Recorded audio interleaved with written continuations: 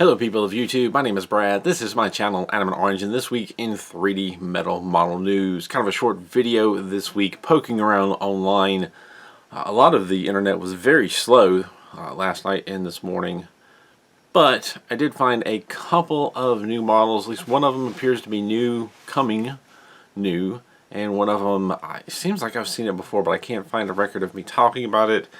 Again, we're diving into so many familiar, semi-familiar, but I'm not sure things that I may have talked about, so I apologize. But let's get started with what I found. First of all, Peacecool. The Peacecool website is the main problem I have with things running slow. It took me forever to get the pages to load, the images to load. I couldn't even tell.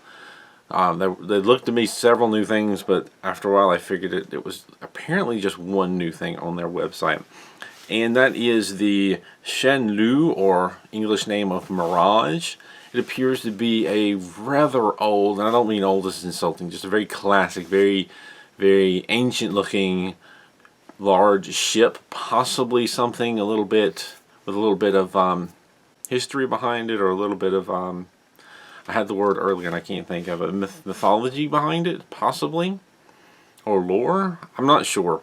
It's a very neat looking large boat, but it almost seems to be bigger than life. And it is IP061-RG is the model number. It's 7.5 sheets plus 5 parts, spare parts. That part never actually translated, just plus 5 something. 360 parts listed as being brass.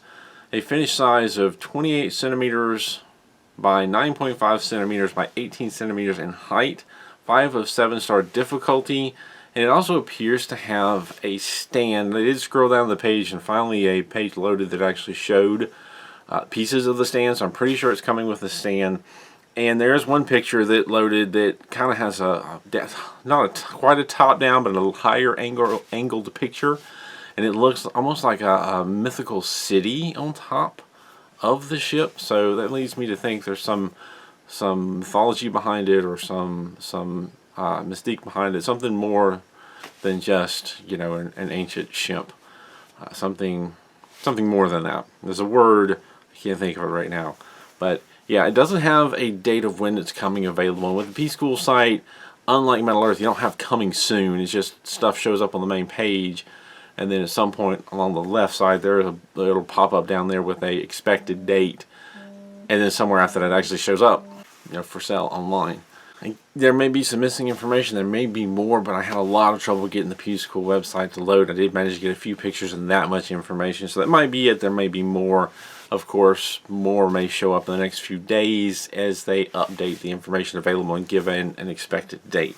The other thing that I found was floating around on several different AliExpress stores, and I've got a link to in the description down below to one, I believe, Magical Model stores. It's one of the stores that I found it on. It is a Picture Kingdom model, the Angel Castle. So very bluish, pastel looking angel castle, or castle, very magical looking. PJ229 stainless iron is listed as what it's made out of. Finish size of 10 by 10 by 16.8 centimeters, 6 sheets, and it has a section for number of pieces, but it doesn't have the number of pieces, so I didn't get that part. And 5-star difficulty. It may be listed in one of the other listings how many pieces, but I missed it.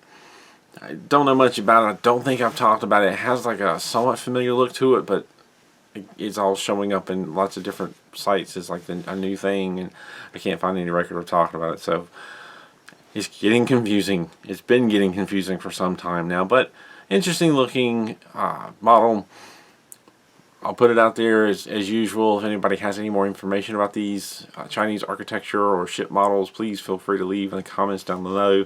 I know we have one person that's usually very helpful with that, and I've been told to reach out to them in advance, but I never have that much of an advance to reach out, so I don't always get the information before making the video. Well, that's all I found this week. The other thing I do want to kind of touch on is a few comments from last week, continuing the topics. Nikos, once again, spelled out how to say the names. I think I've got it right now. comments, a rather long comment. I'm just going to talk about some of the highlights, one of which is pointing out the Tank of Apocalypse tank is from Red Alert 3. It's an older Picture King model, a silver model that has been recovered, so yes indeed, I was right about that. There's one on the Crazy Toy Store, and he claims it's listed under PJ199. I didn't check this out for myself, but that's the wrong number. It's listed under PJ-199, but that number is actually for a missile truck, so Crazy Toys got that one wrong. I've seen that before. So if you want to go check out the silver one, there you go. And then also confirms that the camera is a recolor and suggests it's making a comeback because of the recent camera models that came out. That makes sense. There was some commenting on the MU models, what we'd already talked about.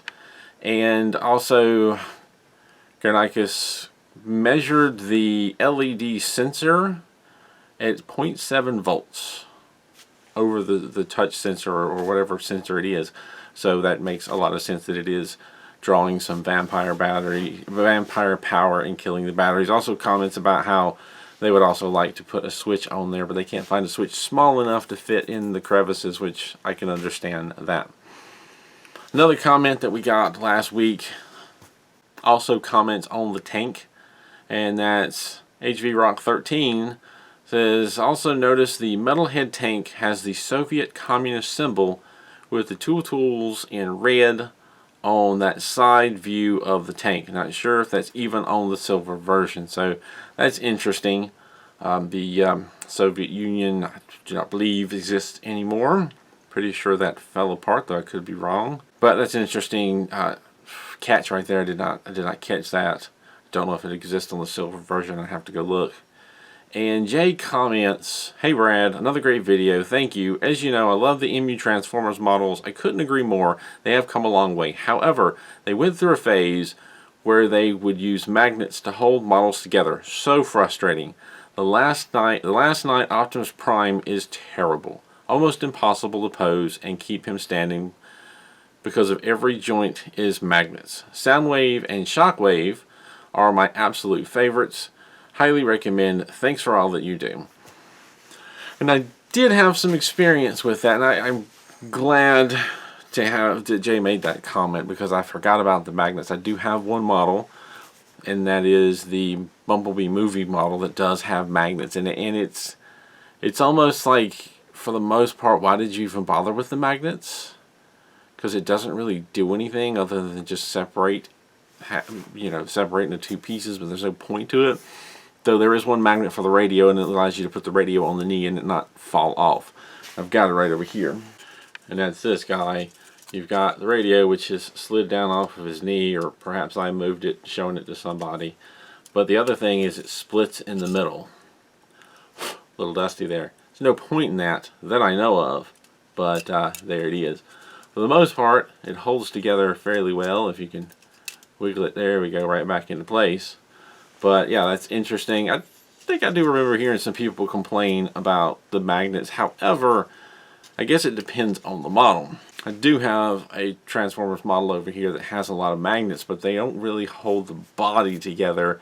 They hold apparatuses on the back, they hold guns, they hold hands and fists and face pieces on, so you can interchange some of them, and that's really cool.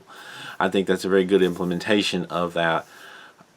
I have never built any of the Transformers, nor do I really have a desire to build any of the newer style Transformers. I'm very much 80s old school.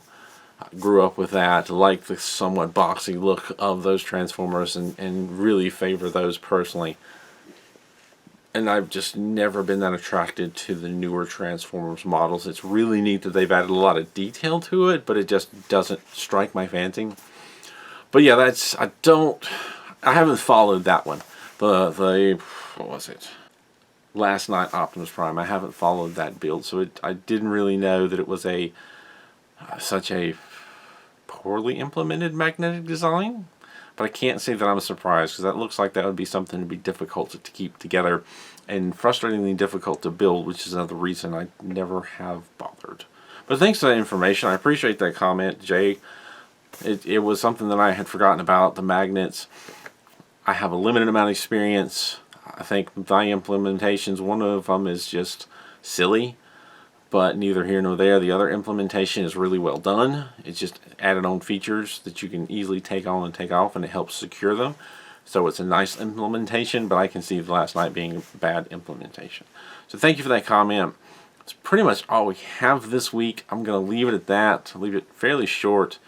Try and go get some rest. I've got a lot of, got the weekend off, and I've got a lot of stuff to do around the house. So I'm going to get to that. Thank you for watching. Thank you, as always, to my Patreon supporters for continuing to support this channel. And as always, keep on keeping on.